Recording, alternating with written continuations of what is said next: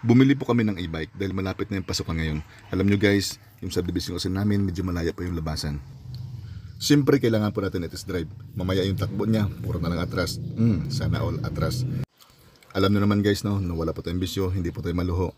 Inuuna po natin lagi yung pamilya. Mula sa bahay, paglabas ng subdivision, going to school is around 3 to 4 kilometers. So kung walang e-bike, medyo malayo po lakaran ng anak natin. No? At saka napakadali po i-drive to guys. No? Kasi nga, naka-power steering na siya. May signal light, headlight, may wiper pag umulan. Tapos pag mag-atras ka, may dashcam na rin. Grabe, high-tech na talaga yung ano.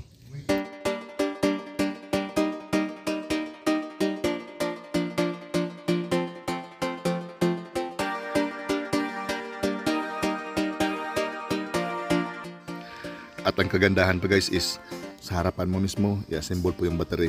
To be sure, na makita mo na bago po talaga yung battery na ikabit. No? Yung humidifier. Tapos, yung isang fan. Bigay ni Ma'am Kat. Dapat isa lang to eh. Gawin ko dalawa. Isama ko na to. Siyempre, pagtapos binigay yung freebies, magbayad na po tayo. Kasi baka mamaya babawiin pa yun. Kaso medyo seryoso na to si Madam, no? Umpisa na nagbilang ng pera. Ma'am. Hoy, hindi na naman sin. No? Iwanan mo na kita, ma'am.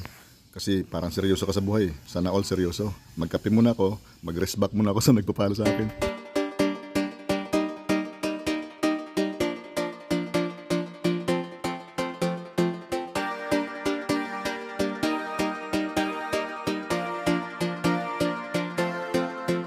Sino kaya mag-hatid nito? Ay, sama-sama. So ito,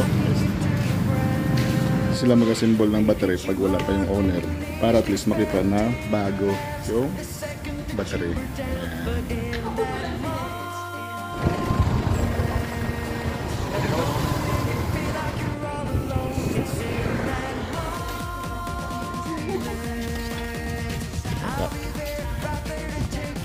Para na. Let's go out and face the sun together.